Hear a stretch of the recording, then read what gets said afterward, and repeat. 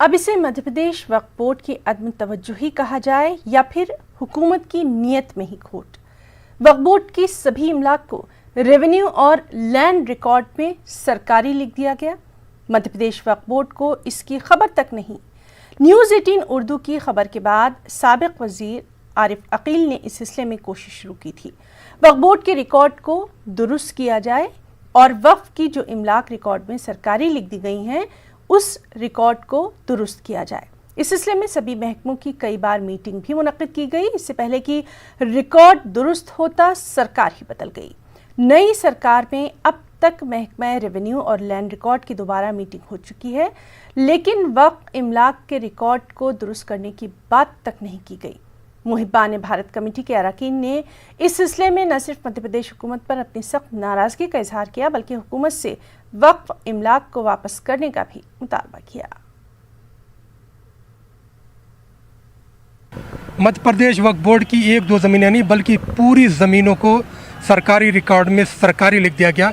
वक्फ board को खबर नहीं हुई। न्यूज़ 18 की खबर के बाद वक्फ बोर्ड ने कार्रवाई की, लेकिन सरकारें बदलती रहीं, अब तक वो कार्रवाई मुकम्मल नहीं हुई। अब भी जो है मध्य प्रदेश वक्फ बोर्ड की ज़मीनों को रिकॉर्ड में, रेवेन्यू रिकॉर्ड में और लैंड रिकॉर्ड में सरकारी लिखा गया। हमारे साथ कुछ लोग यहाँ पे मौजूद जो इस बात को लेकर एहतजाज कर रहे हैं। आइए उनसे जानते हैं आखिर आप लोग जो है यहाँ पर क्यों ऐसी वजह हुई कि यहाँ पर जमा हुए हैं।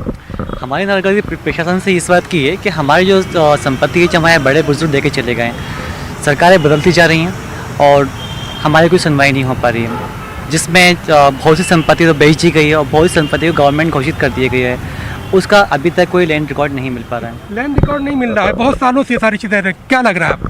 सर, ये हमें लग रहा है कि सरकार और ये वक्फ बोर्ड की कुछ मिली जुली इनकी कुछ जो भी कहानी है वो समझ में नहीं आ रही है, जिसके लिए हम ये आंदोलन कर रहे हैं। और ये हम आंदोलन जब तक करेंगे जब तक कि जो हमारे बुज़ुर्ग और हमारे जो उन्होंने ज़मीनें जो वक्फ को दी थी, जो ज़मीनें हमको वापस नहीं मिलेंगी, ये लड़ाई जब तक जारी रहेगी। आप बार आप लोग आवाज़ उठाते हैं, लेकिन लड़ाई हमें देख रहे हैं कि हुकूमतों पर असर नहीं पड़ रहा। हुकूमतों पर असर पड़ भी नहीं रहा है और ये हमारी लड़ाई जारी रखने में वो लोग भी हमारी तरफ से काफ़ी हद तक काम कर रहे हैं। वजह ये है, यही कहने का मेरा मकसद था कि डिपार्टमेंटली ऑफिसर ही तैनात नहीं कर रहे हैं जो हम लोगों के की ज़मीनों का ख्याल रखने के लिए या उसको मॉनिटर करे। तो इसी की आपने कहा कि मॉनिटरिंग की बात है। यहाँ पर वक्फ बोर्ड का इतना बड़ा इदारा जब मौजूद है तो सवाल ये है कि इतनी बड़ी प्रॉपर्टी जहाँ पर 25,000 प्रॉपर्टी को सरकारी लिख दिया गया और इतना बड़ा इदारा सोता रहा। सॉफ्टवेयर बनाया है तो सॉफ्टवेयर में सिर्फ शासकीय और अशासकीय का कॉलम है, तो जो ज़मीनों का रिकॉर्ड नहीं मिला, जिन ज़मीनों की तस्दीक नहीं हो पाई या जो अवैध पाई गई उनको उन्होंने शासकीय डिक्लेयर कर दिया। उसमें बहुत सारी मस्जिदें आ गई, खानकाएँ आ गई, दरगाहें आ गई।